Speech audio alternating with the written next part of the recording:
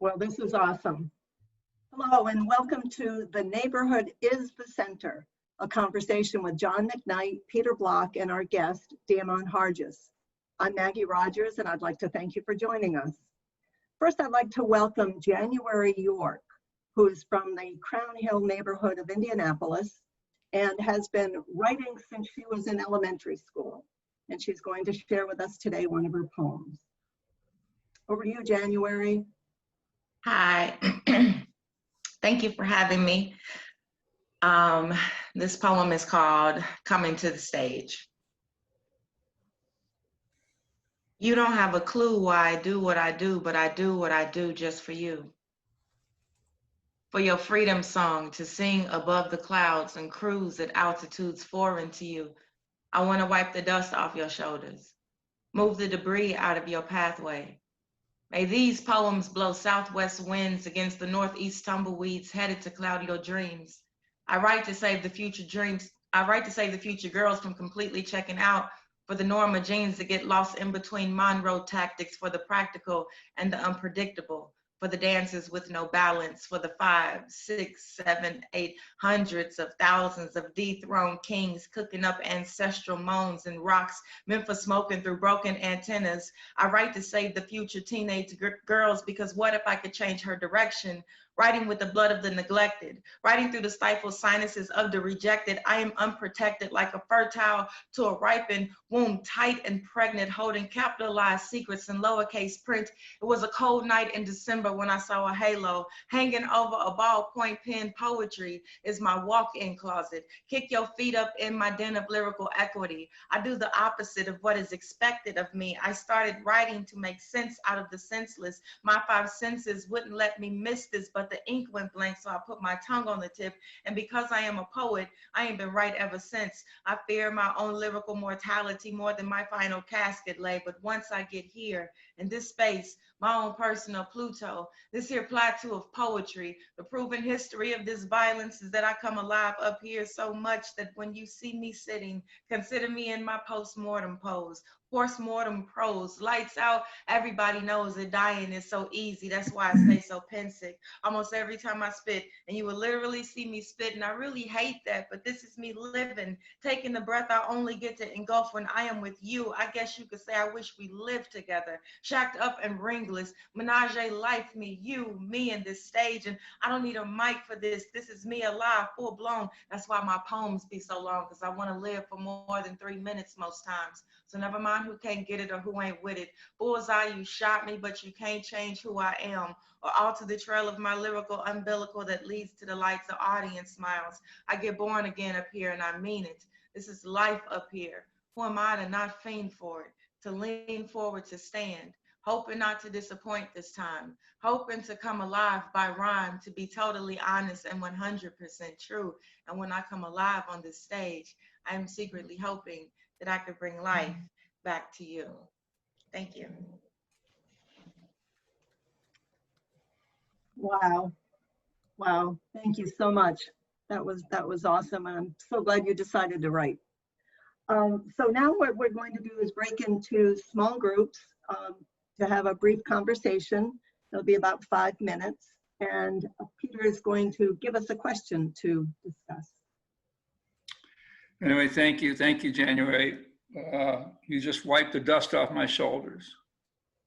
Thank you. That's just, if we had any brains, we'd just sit here and take in what you just gave us. But we don't have any brains, so I'll go on. So the question, the idea is, if we're not connected, we don't know how to listen to each other. And so we want to just let you know that you're not alone, and there's 2 other people you can talk to. And here's the question. And most of the time people, where are you from? What did you do? All that's. So the question here is, what's the commitment that you are that brought you to this event? What's the commitment that you are that brought you to show up today? And if you don't understand the question, that makes it perfect. So let's break into groups. Awesome. We're seeing a lot of faces come back. This is wonderful. Hi, I'm Maggie Rogers, for those of us who are just joining. And I'd like to welcome back the people who went into the small groups for their conversations. Hope you enjoyed that time together. And now I'm going to be turning it over to John McKnight and Peter Block and our guest, DeAmon Harges. And just to let you know that we've been experiencing a little bit of problem with John's internet connection. So if he disappears, we'll keep going and hope he comes back.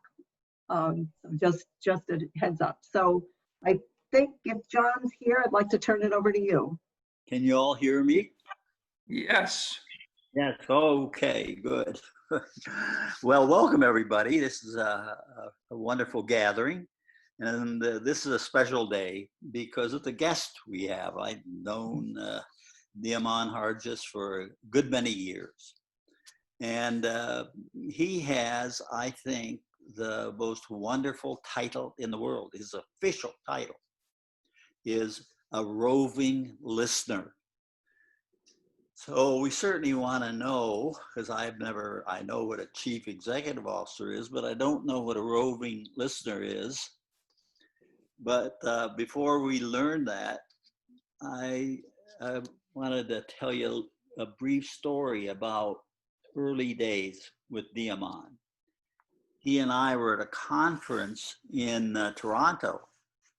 And of course, neither of us come from Toronto. And we were talking about relationships and their importance. And DeAmon said, it's not hard to establish relationships. People are waiting. They're waiting for you. And I said, oh, I doubt that. He says, well, come on. He says, get some other people. And I said, I don't know, 20 people, I think. Hey, come on with me. We're going someplace with DeAmon. So he led us a block away to a park. And there was a man sitting on a bench, and he just walked up with these 20 people behind him a little distance and introduced himself and began to talk to this man. And I would say within 5 minutes, we had all established a relationship with the man, and we were in a dialogue with him about his life. And I think we were all surprised. And then DeAmon took us on, and there was a couple, and he went up and introduced and began talking to the couple. And it turns out that one of them was going to fly back to England the next day, and they wanted to get married, but they weren't sure how.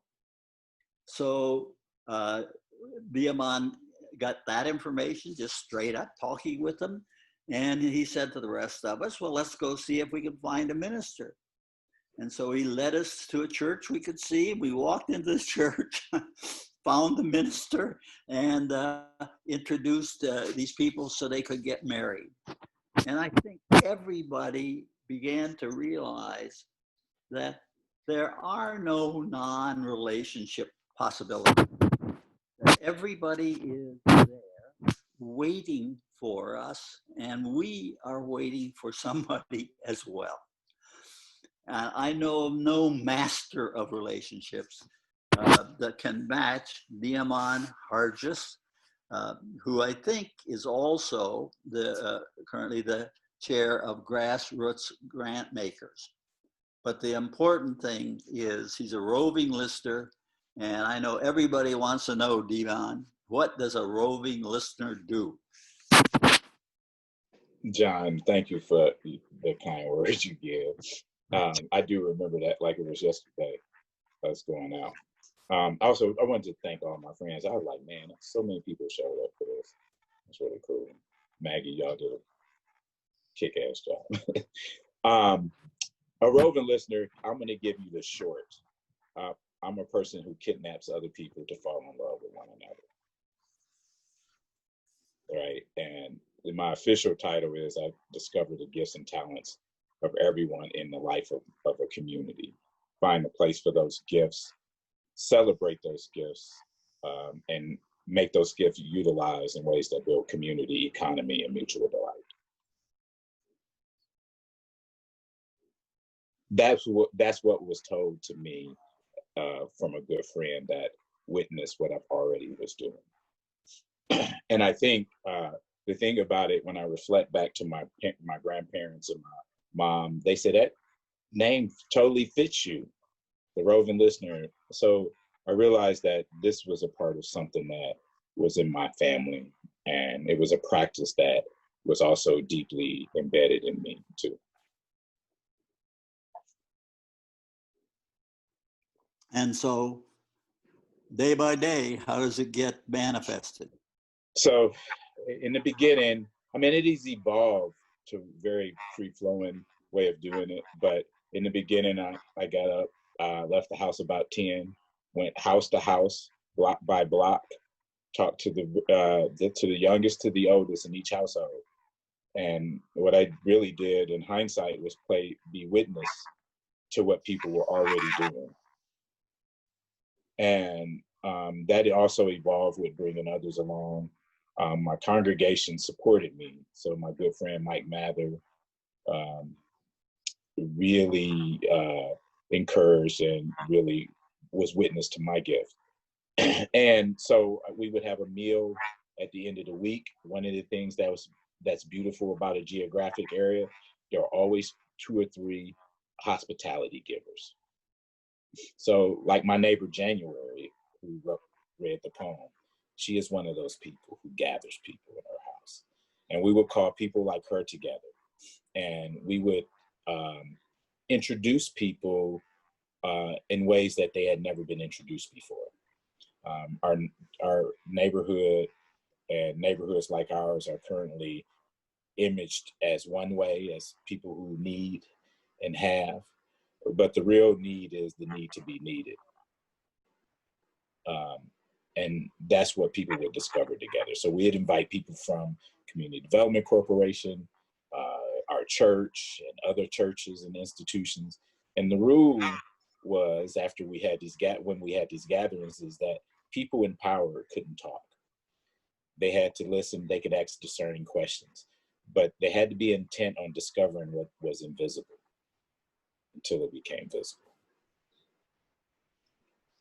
So give us an idea of if we began to rove and got up at 10 and began to knock on doors and talk with our neighbors, what would we find out that would be amazing, surprising, useful? What'd you get as a result of this kind of activity? Well, first is, the first big lesson I learned is how to be present. So I went in there, and I remember, because I had a job, I was a stay-at-home dad, and I was proud to have this job. The church helped me get, and I went and said my partner's names. And I was immediately, when I said the church, people would shut the door in my face. And then the other half who paid my salary was the Community Development Corporation. Well, oftentimes I got the door slammed in my face, and I didn't figure out why. But we did such a bad job at honoring people's gifts. But I went back to Reverend Mike, and I said, I quit, man. I can't do this because this job is too hard. He says, what are you asking people? And I was asking people about their gifts. And he says, well, aren't these your neighbors? And then the light bulb hit. So the third time I went back to the first house I went to. And I said, I'm the guy that lives down the street. He said, and the woman said to me, oh, you the one that carried that little girl, that beautiful girl on your back. And that was the point I realized the power of just being present as a neighbor. After that, it was the granddaughter who stayed home from school who had brought me a piece of pie. And I said, I think I know what you're looking for. So what I thought about is, instead of asking for a survey, what I started to learn is how to be present and be a witness. And a witness to what? People's gifts who often been covered up or invisible. So that was the biggest walk. And once that light bulb hit, I had learned the next lesson is that doing this alone is futile. So I learned to bring friends with me when I go to do visits. One, because people would think you crazy when a neighborhood is often named not having any gifts, and you discover all these gifts that just laying around that they don't believe. So it took years of that bringing people along to be witnesses. So I learned never do this alone. And speaking of Toronto, my friend Jack Pierpoint, it was John McKnight, at some point told me that, hey, don't do this work alone. Put 7 people around you. So that would play a big value in my life later on. The other piece to this, so once you discover someone's gift, it is a sin to waste that gift. You know, to ask, have any of you been ever asked to volunteer for something and never called back? Doesn't feel good. So we started, the church had, Broadway United Methodist in Indianapolis had started to embody this work. It changed the structure and started figuring out ways that we can collectively celebrate the work that was already going on in neighborhoods that we often overlooked. So, and part of that structure, I won't go over the big structure thing yet, but one of the things was celebrating. Celebrating has been probably the biggest capacity building tool we use. And we would do that in worship. The other thing is, because it's unfair for an institution who based all of this work on need to do and shift this work, we had to figure out a mechanism for grieving, right? And so what we did is built in this ecology at the church, where we brought people inside the walls of the church and outside the walls of the congregation to say, to grieve what wasn't working anymore. And after that, we started celebrating people's gifts. So one of the, I think one of the stories that I think about a lot was after we grieved all the things we needed to grieve in the congregation, we started celebrating. And I remember a friend of mine who taught tutoring out of her house. And I said, Mike, where Mike? Hey, you got to meet this young lady, man. She teaches tutoring out of her house. And he said, well, what does she teach? And I said, you need to just call her. So he did, and he was blown away. He says, what do you teach? She said everything from phonics to Sophocles. And at the end of the week, that I would invite the parents to come to a little barbecue, and they would listen to their children read. Now at Broadway, we had a tutoring program ourselves, and it was hard work, but we never asked for tutors from the neighborhood. We got them from Lily's Pharmaceutical, we got them from the suburbs, but now we're asking people there. So we bring to the church, and she's been in the programs of the church, but she never been in the sanctuary.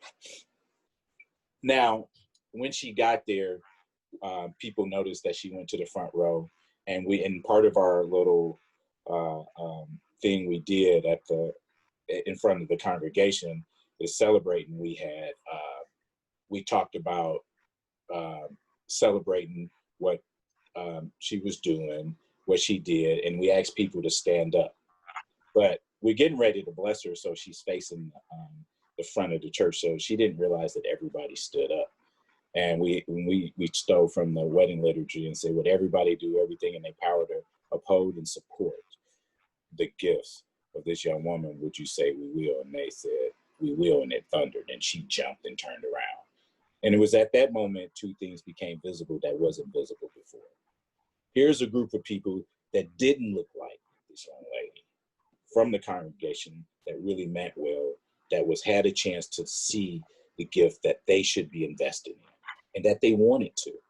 And then the young lady turned around and saw people who she never thought would be a good supporter of the work.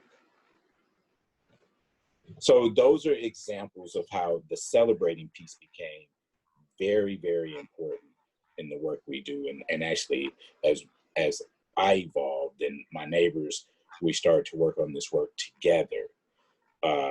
We evolved in that, and hence why January is partially on this call.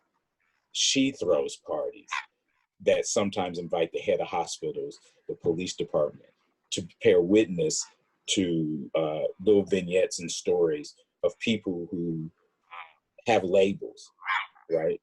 To show that they're using their gifts more than any social service agency across the city of Indianapolis. So that right there, January is a testament. I see Annie Smith on the phone, who is also, she's a CICF Central Indiana Community Ambassador. She does that. So celebrating becomes the key, right? It is the place where people become their truest self. You can be witnesses without being in the party because all you see is joy, right? People gain social capital. Yeah, so there's lots of things we underestimate by identifying a person's gift, connecting those gifts, and celebrating. Celebrating is it's one of the key things we should be doing more. One thing you just mentioned, I wonder if you could tell us a little more about. I know that one way of celebrating that is very meaningful at the neighborhood level is to have parties. And I remember you're telling me that rather than going downtown to make special connections with bankers or the police, whoever, what you do is have a party and invite them to it. Tell us about that. So after we evolved from that, I went out and I took a lot of the principles we used at Broadway. I created a little organism called the Learning Tree, where my neighbors are my business partners. So that's how January, if people know Wow Style, we realized that the thing that people lacked was the ability to get to know each other in a true way. So we took what we was practicing at Broadway and we started bringing it to a block level. On my website, there is a party that has a few philanthropists at it. One of them is the head of Central Indiana Community Foundation. Take a look at it, and there's another philanthropist there. January was in there, and we had these parties, and we would often video these little concerts.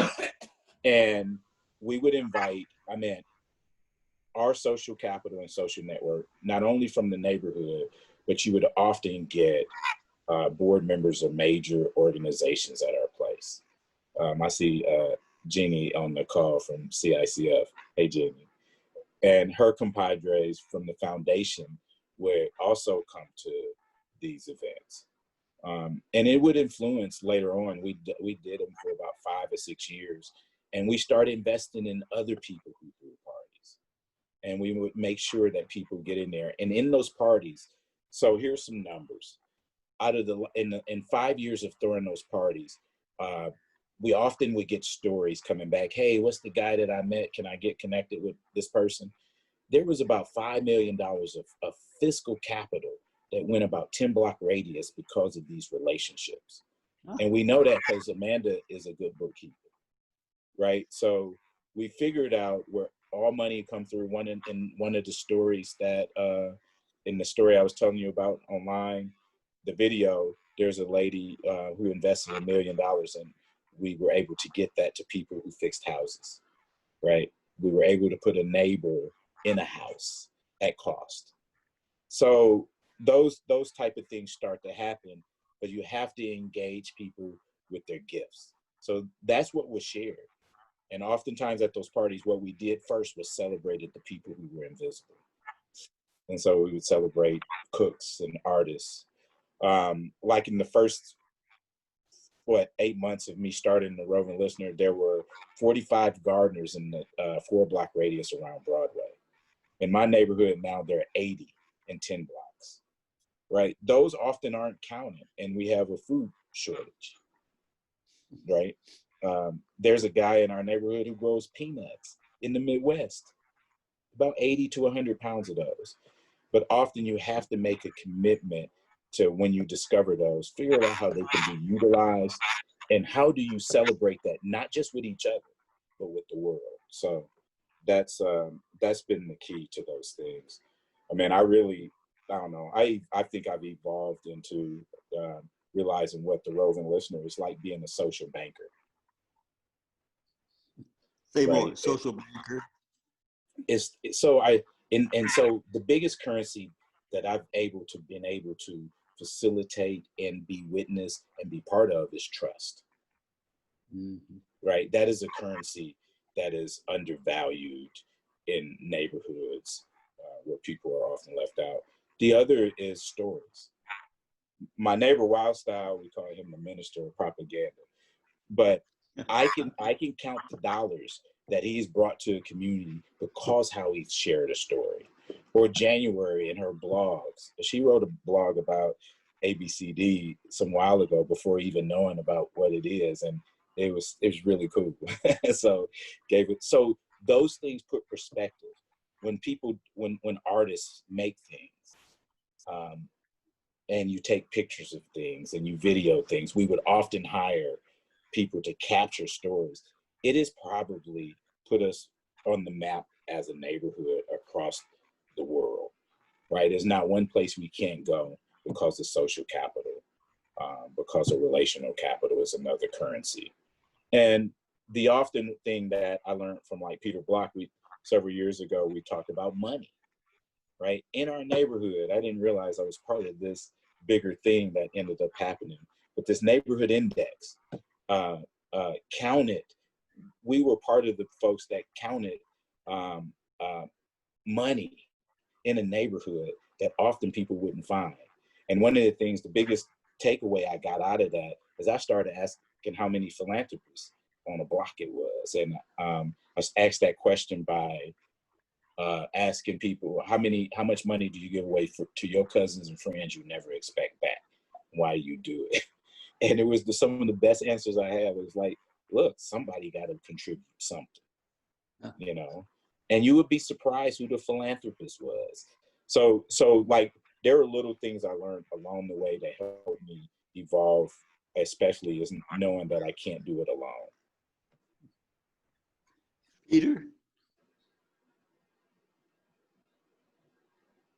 Peter, can you hear me? I can hear you, John. I'm turning it over to you. Well, I just want to sit here and listen for another 6 months. Right. You know, there was one, so much of what you said is so powerful. You said you grieve. Tell me what you were about the grieving process. You said, I'd like to hear more about it. It sounded very important if you can't grieve, then you can't celebrate, I think is what you're saying. Yeah, absolutely. Tell me about the nature of grieving and the context in which you're living. Man, I have to give credit to my congregation and the people who paved the way for us to think that way. I remember what we had to embody this work of abundance, you have to cultivate a structure. It's not just good enough to say, I know a bunch of people that got these gifts. You have to believe them. And that takes some type of fabric that works this stuff in. And one of the things our church was good at is being a charity agency. So one of the things we did, and one of the things we buried really quickly, was the clothing program. For like 10 years, you were grieving your own sins. I love it. Yeah, and it was like, we did it together and we learned to do it collectively. And so that was powerful to say, well done, good and faithful servants together, and look around, man, that store cleared out within a month. And I'm telling you, there's a lot of clothes in there. You buried your clothing program. Yep. That as an example gives me the category you're thinking about. You probably buried your sports program, your GED program, your free lunch program. But now in the neighborhoods, Peter, what we bury is the things we thought we couldn't do. And that's where parties come in at. That you don't have a choice but to be celebrated at this place because you deserve it. Wow.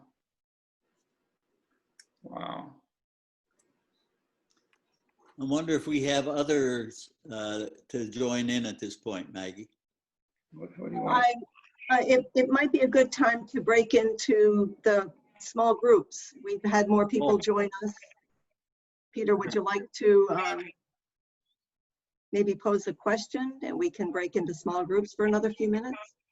I'm happy to. I just want to also just affirm the theme, DeAmon, of what you're saying is that in these neighborhoods, which we misname for a lot of reasons, there is life and philanthropy and art and energy and culture and memory and history that is there all the time in every place.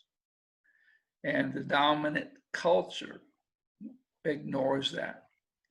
So if I'm going to go to a grieving party, I will grieve all that we and my people have ignored and chosen not to see in the world that you inhabit. So I just wanted to affirm that, and I think it's such a powerful point. So the question, I don't know, I think the only question that makes sense is what touched you in listening to DeAmon tell the story of what the world might become? What touched you?